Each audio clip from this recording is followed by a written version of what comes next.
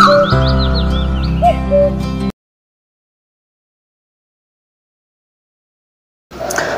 TV YouTube ప్రేక్షకులందరికీ నా యొక్క హృదయపూర్వక నమస్కారములు.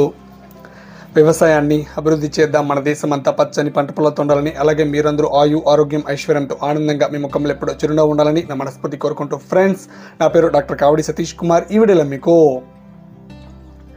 రీసెంట్గా కొంతమంది నన్ను అడిగిన క్వశ్చన్, సార్ నేను నా భార్యతో కలిసినప్పుడు రక్తం వచ్చింది, అంటే రక్తస్రావం అయింది, ఎక్కడైతే వజైనా దగ్గర ఆమెకు రక్తం అయితే వచ్చింది. సో దాని ద్వారా ఏదైతే ఆ రక్తం ఏదైతే ఉందో నాకు పెనిస్కి నా అంగానికి అంటుకుంది, దాని ద్వారా ఇన్ఫెక్షన్లు ఏమైనా వస్తాయా? కొంతమంది నన్ను క్వశ్చన్ అయితే అడిగారండి. సో వీడియోలో ఏంటి ఎలా అని ఒక్కొక్కటికి మీకు డీటెయిల్గా క్లియర్గా అర్థమయ్యే విధంగా ఎక్స్ప్లెయిన్ చేస్తాను. ఫ్రెండ్స్, వీడియోని మన ఛానల్ని ఎవరైనా కొత్తగా విజిట్ చేసినైతే కింద సబ్స్క్రైబ్ ఉంటుంది, సో క్లిక్ చేసుకొని సబ్స్క్రైబ్ చేసుకోండి. పక్కన బెల్ ఐకాన్ ఉంటుంది, క్లిక్ చేసుకొని యాక్టివేట్ చేసుకుని పోతే వీడియోని పూర్తిగా చూడడానికి ట్రై చేయండి, అప్పుడు మీకు బాగా అర్థమవుతుంది.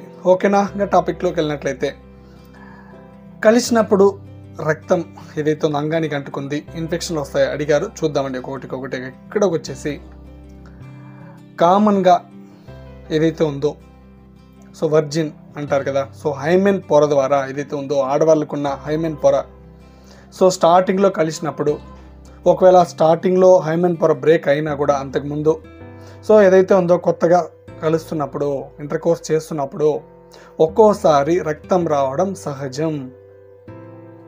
నాట్ ఓన్లీ బ్లడ్ అండి, అంటే రక్తంతో పాటు ఒక్కోసారి బ్లీడింగ్ అయ్యే ఛాన్సెస్ కూడా ఉంటుంది ఆడవాళ్ళకి. ఎందుకంటే రీసెంట్గా కాల్ చేసి నాకు కూడా చాలామంది, సార్ నాకు ఇలా బ్లీడింగ్ అవుతుంది, ఏదో భయంగా ఉంది, బ్లీడింగ్ అవ్వడం లేదని కూడా చాలామంది చెప్పారు లేడీస్.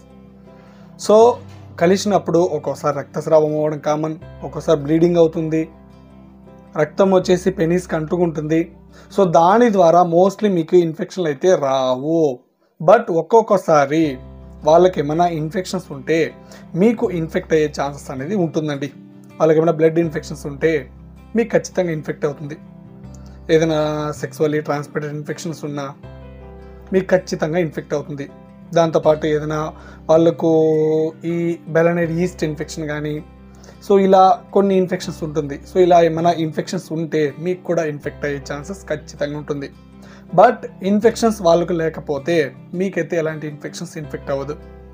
మరి ఎలా సార్, దీని ద్వారా ఎలా సార్ ప్రొటెక్షన్, ఏదైనా సొల్యూషన్ చెప్పండి అనేసి మీకైతే డౌట్ అయితే రావచ్చు. కొంతమంది అడిగారు కూడా. ఒకటండి, మీరు ఇంటర్ కోర్స్ చేశాక ఇప్పుడు కలుస్తారు కదా మీ భార్యతో, కలిసిన వెంటనే ఇమ్మీడియట్గా మీ పెనీస్ని ఏదైతే ఉందో క్లీన్ చేసుకోవడానికి ట్రై చేయండి.